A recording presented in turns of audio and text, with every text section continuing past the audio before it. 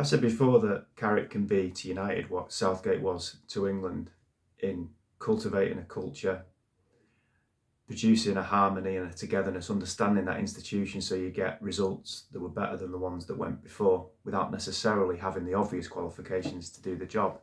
What I didn't expect perhaps was the similarities in playing style and some of the features of the team being very similar, and maybe Steve Holland plays a part in that, but that's definitely something I can see.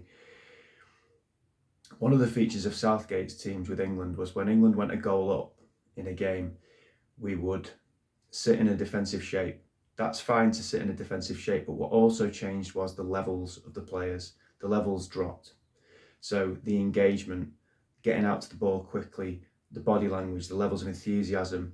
Now, when you drop into a pragmatic shape, I think naturally the psychology of the game is that your levels perhaps do drop a little bit unless you have a Diego Simeone, unless you have an Antonio Conte, unless you have a Jose Mourinho. Jose Mourinho made a career out of it, scoring a goal and getting his teams to be super enthusiastic about defending that lead. The psychology of sport doesn't lean itself to that. Normally, an attacking team would naturally have that enthusiasm, would naturally have that energy, would naturally have those levels of commitment. It goes hand in hand. If you're going to sit deep, it takes a special manager and a special group of players to be able to sit deep pragmatically but keep those levels high. And England could be playing Slovenia, Slovakia, not the great lights of the game kind of thing. We never played in Azerbaijan in a tournament, I don't think, but Kazakhstan or someone like that, we'd go 1-0 up, we'd be completely dominant in the game, and it almost felt like Southgate would say, well, it's tournament football, we can't expect to win 2 or 3-0, and they would retreat and they drop, but so too would their levels. And I can see that with United. Against Newcastle, we go 1-1. They've gone down to 10 men, they've scored, we go 1-1, last kick of the half. Every bit of momentum should be with us. In the second half, it's not. We retreat. They come at us, but our levels drop. Against Villa at home, with a dominant team, we're playing the better football. Villa are out on their feet. We're 1-0 up. We retreat. They come back into it. They score. And but for Tammy Abraham's missing a gilt-edged chance, it's 2-1 and we're in big trouble. And then, to be fair, we galvanised ourselves and we win the game. Bournemouth the other night, we go 2-1 up, having been robbed for the first equaliser. The psychology of the game, the momentum of the game is with United. And we've been the better team. But we drop off, we retreat, our levels drop. And it's a tight game. It seems like whatever happens, whatever the dynamics of a game, it always ends up being tight, even if we're in control of it, even if there's an opportunity there for us to go and take further control of the game. Every game's tight.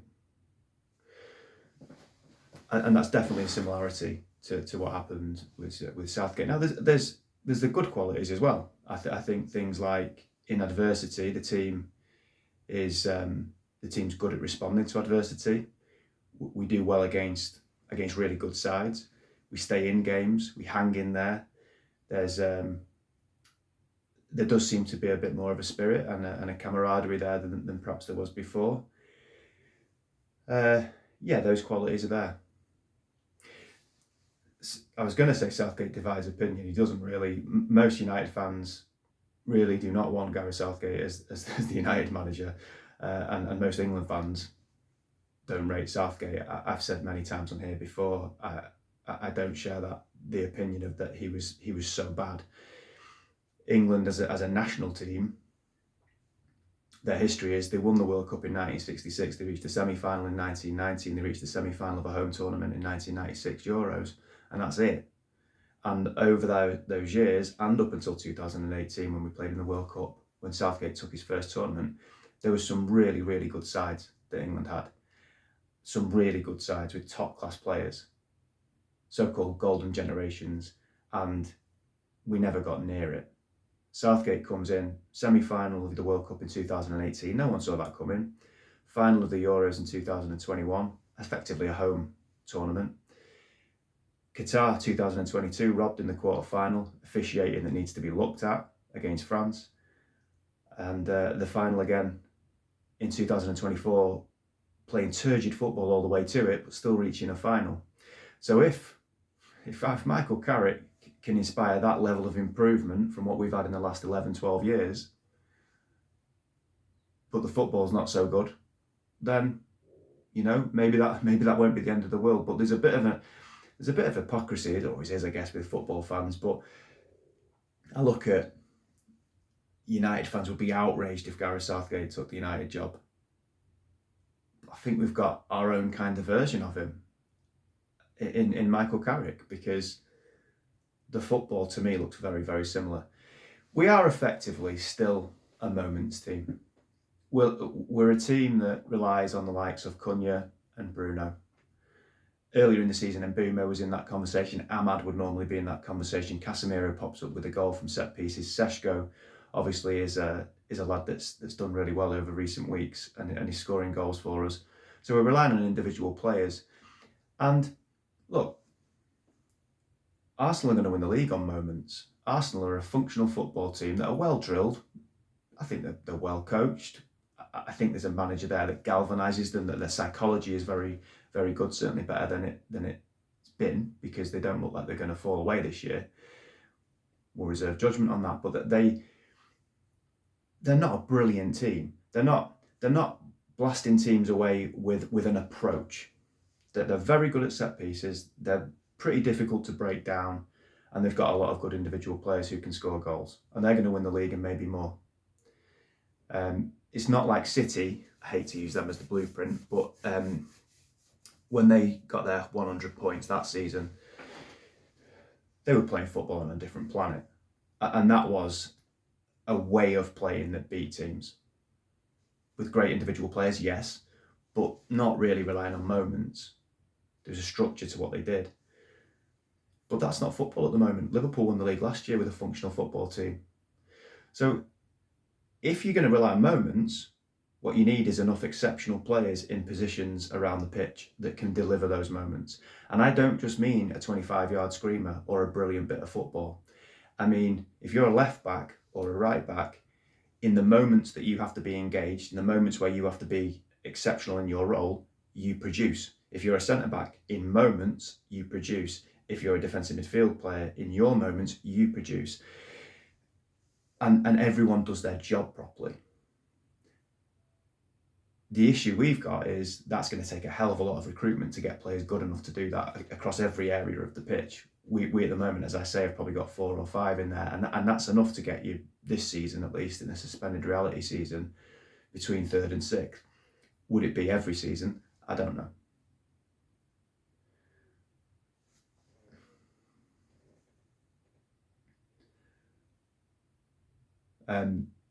But realistically, I don't think we're getting a top-class manager. I don't think we're getting an Enrique. And I've said the reasons before as to why we won't, and I don't actually think the club want one. They want someone that they can control. But I also think there's almost no point in us getting a strategy manager like a Nagelsmann or like Amorim who has a specific way of doing things, because the team isn't set up for that. Those, for want of a better word, project managers need the right players in the right positions relatively quickly to be able to put their mark on it. And as was shown with Amorim, and he said it, for this to work the way I want it to work, it's becoming very clear I need a lot of time, I need a lot of players, and it needs a lot of money spending on it. It's becoming very clear that those things are not going to happen. And that's the same if someone else came in that was similar to him. There isn't the time. There was an article I read the other day where apparently last season was the attack rebuild. This season is the midfield rebuild.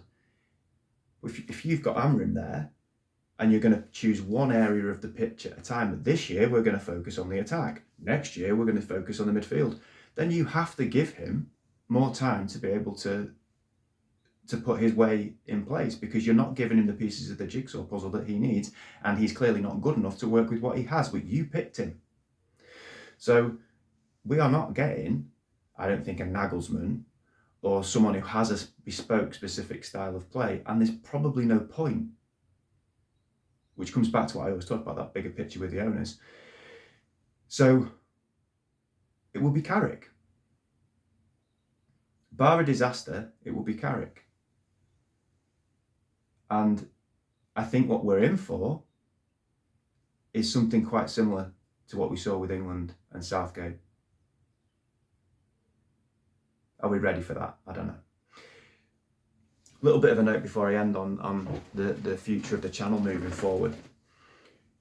I'm going to try and be a little bit more structured. So I'm going to record videos on certain days. Of course, if something happens that's pretty big, I'd react to it on that day. But you can expect videos on Mondays.